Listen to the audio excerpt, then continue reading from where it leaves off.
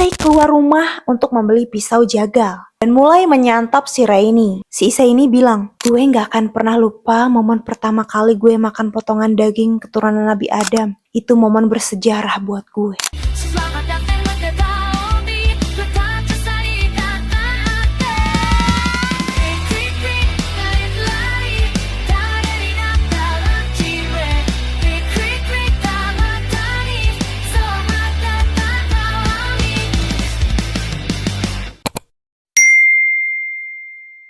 Assalamualaikum, Acih udah klik video ini. Bismillah kalian selalu sehat-sehat selalu, sehat jasmani dan rohani. Buat kalian yang baru banget mampir, kenalin aku Rin. Karena tak kenal maka tak berteman. Karena mulai sekarang aku bakal nemenin kamu tidur, makan, nyuci piring, atau bahkan sampai kamu berak pun aku masih temenin bestie. Jadi hari ini cerit-cerit apa sih Rin?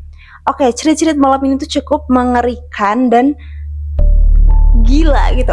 Yaitu seleb kanibal gila asal Jepang yang gak pernah dipenjara dan bebas berkeliaran sampai dia modiar. Issei Sagawa.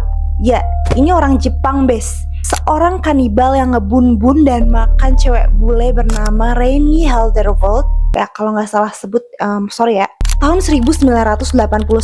Dan yang paling absurd, dia dibebasin gitu aja tanpa satupun tuntutan hukum. Gila kan? Nah tapi sebelumnya disclaimer dulu, cerita ini berisi hal-hal yang ekstrim dan berhubungan sama kanibalisme. Buat para bes-bes yang gak kuat, silahkan get out. Keluar kalian dari sini. Anda sudah saya peringatkan ya dari awal. Jadi lanjut tonton buat kalian para bes-bes pemberani dan yang cupu-cupu dan culun-culun, keluar kalian.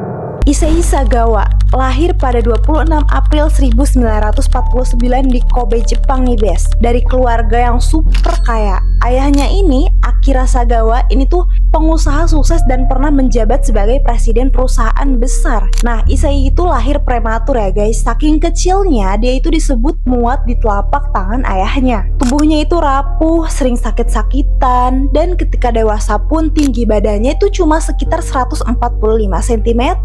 Nah, aku aja lebih tinggi daripada itu ya, bes. Issei juga pendiam banget, dia jarang main sama anak-anak lain dan lebih sering ngabisin waktu sendirian baca buku dan nulis. Nah, dia ini tipe-tipe anak yang introvert dan no lab ya, bes. Dia juga punya kakak laki-laki nih. Tapi ya tetap aja, Issei itu tumbuh jadi anak yang ngerasa aneh sendiri. Badannya kecil, kurus banget, suaranya cempreng mirip cewek, dan katanya dia itu selalu ngerasa gak pernah diperhatiin cewek manapun. Narsis banget sih lo bang, pengen banget ngerasa spesial gitu. Karena si Issei ini kuper banget, dari situ tuh mulailah muncul hal-hal yang aneh di dalam dirinya. Adalah keinginan buat makan daging keturunan Nabi Adam. Emang ya dikasih ada daging yang enak ya, daging sapi, daging ayam, ini ngahiwal ya, mahiwal. Emang udah gila ini orang. Nah si Issei pernah cerita nih, waktu dia masih SD, suatu hari dia ngeliat paha salah satu temen cowoknya dan tiba-tiba kepikiran, kayaknya dagingnya enak banget ya dimakan. Nah itu pertama kalinya dia ngerasa tertarik sama hal-hal kayak gitu nih bes. Walau waktu itu dia itu belum ngerti artinya itu apa. Nah jadi dia itu belum ngeh kalau itu tuh perbuatan yang gesrek. Nah tapi makin gede, rasa penasarannya juga makin berkembang ya bes, dan berubah. Sekarang dia cuma tertarik sama daging cewek bule yang cantik. Nah lo pada baru kali ini jadi orang cantik semenakutkan ini ya. Serem banget kan? Sampai akhirnya di umur 24 tahun mahasiswa sastra Inggris ini pertama kali nyobain mewujudkan mimpi gilanya. Waktu itu dia tinggal di Tokyo. Nah suatu malam dia nyelinap masuk ke rumah seorang wanita di Jerman. Nah katanya sih niatnya cuma mau motong sepotong daging kecil doang kok dari pantat wanita untuk disantap. Cuma daging kecil doang. Dan lucunya atau lebih tepatnya sinting sih, dia ini bilang, aku pengen ngelakuin tanpa dia sadar. Ya gimana caranya coba Bambang? Dikira lo potong kue nyual tanpa sadar. Aku juga udah gak ngerti lagi nih bes. Tapi ya apes juga buat dia, cewek itu kebangun dan langsung teriak sekenceng-kencengnya. Petugas keamanan sama polisi langsung datang dan nangkep si Issei di tempat juga tuh. Dia dituduh nyoba memperkaos ya, padahal sebenarnya niatnya bukan itu. Dia cuma mau makan human doang. Dia cuma mau nyobain sepotong kecil daging doang kok. Iya sih, nggak memperkaos, tapi dia makan loh Hicks. si Issei ini dia nggak ngomong yang sebenarnya ke polisi. Dia cuma mengakui tuduhan pemerkosaan biar cepet beres aja gitu, Bes. Ya padahal meskipun niatnya nggak memperkaos, tapi karena urusannya biar cepet dan nggak memperpanjang, ya udahlah terserah kamu, iyain aja. Dan kebetulan babeh si Issei ini ya kaya raya, seperti yang tadi sebelumnya aku pernah bilang.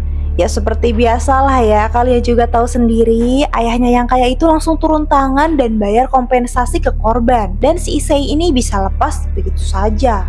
Waktu terus berjalan sampai si Issei ini berumur 27 tahun. Dia lanjut kuliah di Doctoral Sorbonne Prancis. Sorbonne? Bener nggak tuh nyebutnya? Sorry ya guys kalau salah. Nah si Issei ini dia pindah ke Paris buat ngelanjutin studi sastra. Katanya selama di sana hampir tiap malam dia manggil cewek prostitusi ke apartemennya. Niatnya ya tetap sama, Bes. Dia pengen nembak mereka dari belakang, terus makan dagingnya. Nah tapi setiap kali dia mau narik pelatuk, jarinya itu kerasa kaku dan kayak nggak bisa beneran gitu ngelakuin itu. Nah sampai akhirnya dia ketemu satu cewek Belanda nih, namanya Reni Haldervold. Gak tau bener, gak tau ya nyebutnya, sorry guys. Namanya juga Leta Sunda.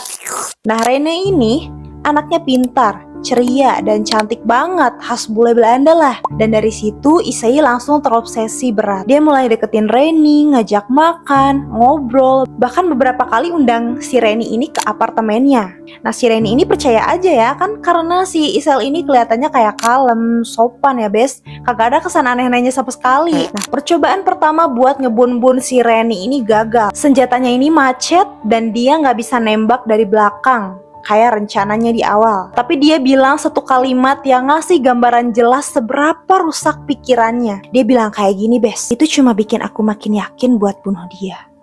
Dan bener aja, malam berikutnya dia nyelesain niat gilanya itu. Tanggal 11 Juni 1981, Reni datang lagi ke apartemen si Issei. Nah alasannya sih katanya buat proyek terjemahan puisi bareng. Nah tapi pas si Reni ini lagi duduk santai baca puisi, Issei diam-diam mengambil senapan kecilnya dan ngarahin ke leher si belakang Reni ini dan dor. Satu peluru dan si Reni tewas di tempat. Waktu itu Issei ini berumur 32 tahun dan sedangkan si Reni ini 25 tahun. Nah awalnya si Issei ini sempat mikir buat nelpon ambulans, tapi dia tuh berpikir lagi. Nah ini momen yang udah gue tunggu-tunggu nih, 30 tahun coba bayangin. Pengen cicipin tuh daging keturunan Nabi Adam. Ya udahlah, dari situ dia langsung mulai. Ya lo tahu sendirilah, hal yang paling ngaco di seluruh kasus ini. Nah pertama, dia ini memperkaos jasad si Reni ini berulang kali. Ya sama mayat, Bes.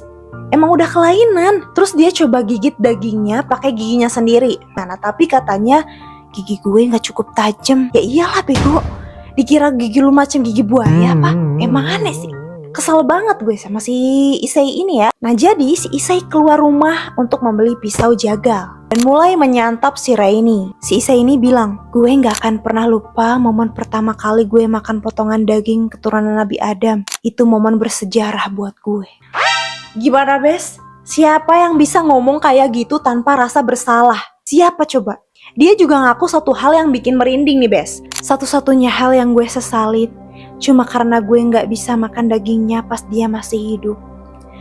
Dan katanya lagi, gini nih, gak ada yang percaya, tapi tujuan utama gue sebenarnya ya cuma buat makan dia, bukan buat Dia makan sebagian besar dari wajah dan dada si Reni ini, dan sisanya disimpan di freezer apartemennya. Nah sebenarnya ada nih foto-fotonya, tapi karena ini terlalu sensitif ya, kalian searching aja lah ya. Nah setiap tahap si Issei ini dia memfoto jasad si Reni ini, kayak dokumentasi gitu anehnya. Semua itu berlangsung 2 hari penuh. 2 hari Besti. Lo pada bisa bayangin gak? 2 hari kemudian nih dia akhirnya mutusin buat ngebuang sisa tubuh si Reni ini. Terus dia bawa ke taman Bois de Boulogne di Paris Barat. Susah banget nih nyebutnya. Bois de Boulogne. Kenapa sih lidahnya bule-bule gitu nah? Bois de Boulogne di Paris Barat. Ya itulah. Niatnya mau buang ke danau. Nah tapi sialnya orang-orang di taman ini pada lihat dia lagi ngos-ngosan, dorong-dorong koper berat nih ya, orang-orang pada ngeliat. Dan mereka ngeliat ada cairan merah netes dari koper itu. Mereka langsung calling-calling lah sama polisi lah Bes. Nah begitu polisi datang dan nanya ke si Isai, dengan santainya si Isai bilang, aku ngebun-bun dia buat makan dagingnya. Gila itu cocot mending hampang gitu nyebut. 4 hari kemudian dia resmilah ditangkap. Isai nunggu 2 tahun di penjara di Prancis dulu sambil nunggu keputusan akhir. Nah lagi-lagi ayahnya yang kaya dan punya koneksi kuat nyewa pengacara top Marco Top buat ngebelain si anaknya ini. Nah pas hari sidang, hakim Prancis Jean-Louis Brugger nyatain kalau si Issei Sagawa itu gila menurut hukum dan gak bisa diadili. Jadi bukannya di penjara, si Issei ini malah dikirim ke rumah sakit jiwa buat waktu yang gak ditentuin. Nah tapi disitulah mulai muncul hal yang makin absurd lagi nih Bes. Ada seorang penulis Jepang, Inuhiko Yomota, yang datang buat ngeliput dan wawancara si Sagawa ini, si Issei ya.